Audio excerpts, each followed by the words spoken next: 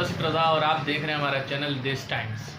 दोस्तों, यूपी की सियासत के अंदर एक दोबारा नया घमासान पैदा नज़र होता चला जा रहा है। इलेक्शन में अभी टाइम है, मगर मैच का कह सकते हैं कि इलेक्शन का जो तैयारियां हैं वो बहुत धुआंधार तरीके से चल रही है। कल असदुद्दीन ओवैसी साहब यूपी पहुँचे, बनारस। वहाँ पहुँचने के बाद एक अलग ही तरीके का मंजर दिखाई दिया वहाँ। उन्होंने यहाँ तक एक बात बोली, बिहार तो एक ट्रेलर था, फिल्म अभी पूरी बाकी है। दोस्तों, अब देखना ये है कि यूपी की सियासत के जो भूचाल पैदा हुआ है वो कैसा रहेगा और कैसा प्रदर्शन इलेक्शन के समय में होगा।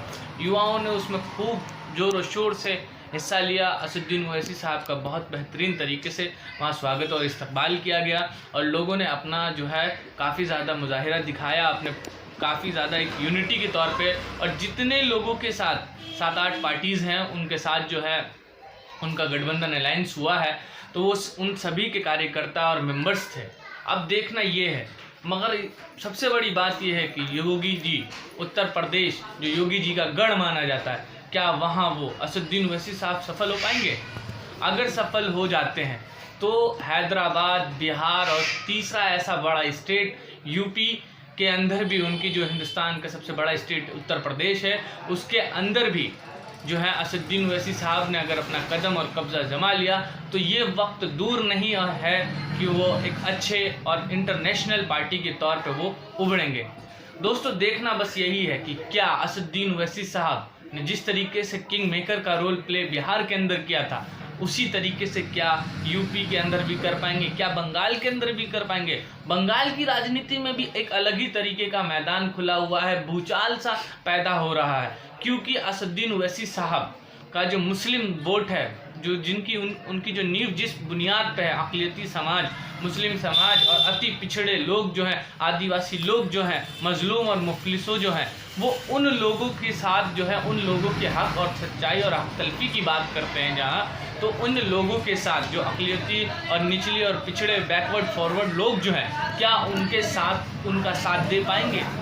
यही देखना है, मेरा तो यही देखना है। जहाँ तक का अभी तक भूचाल सा नज़र आ रहा है, सियासत गर्मा गर्मी पर है, एक नेता दूसरे नेता के ऊपर, एक पार्टी दूसरे पार्टी के ऊपर इल्ज़ामात पे इल्ज़ामात। वो तो हर बार के इलेक्शन का है, मगर बौछार पे बौछार चला आ रहा है। मगर कल के एक इंटरव्यू में असदुद्दीन ओवैसी साहब ने बहुत बेहतरीन जुमला बताया कि मैं तो लैला हूँ, मेरे कई सारे मजनू हैं। ये बात उन्होंने इस बात पे बोली है सिर्फ़ और सिर्फ कि हर बार एक ओछा सा इल्ज़ामात लगाया जाता है और एक इल्ज़ामात के घेरे में उनको खड़ा करके, कटघरे में खड़ा करके ये कहा जाता है कि आप बीजेपी के लिए काम करते हैं, बीजेपी के बी टीम के लिए काम करते हैं। और कई सारे स्ट्रीम मीडिया जो है उन पे हर बार इल्ज़ाम लगाती है, हर बार, या कह लीजिए अपनी टीआरपी को बढ़ाने के लिए, अपने चैनल को आगे ग्रोथ करने के लिए, अपनी फेमिंग को करने के लिए उन पे इल्ज़ाम ये भी लगाया जाता है कि आप बीजेपी के बी टीम है, बी टीम वर्कर हैं, आप कट्टरवादी, और ये सब बातों का उन्होंने बोला। तो उन्होंने बहुत बढ़िया जुमला कहा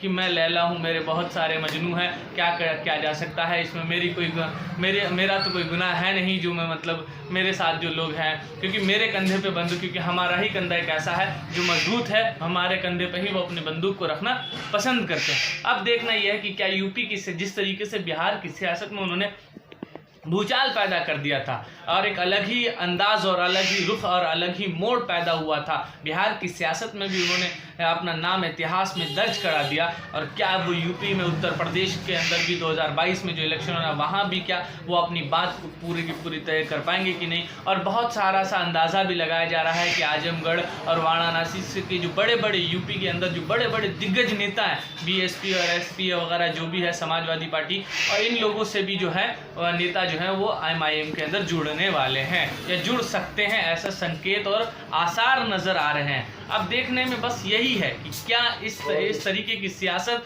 और इस तरीके की सियासी फलसफों को क्या सही मकाम और सही अंजाम मिल पाएगा?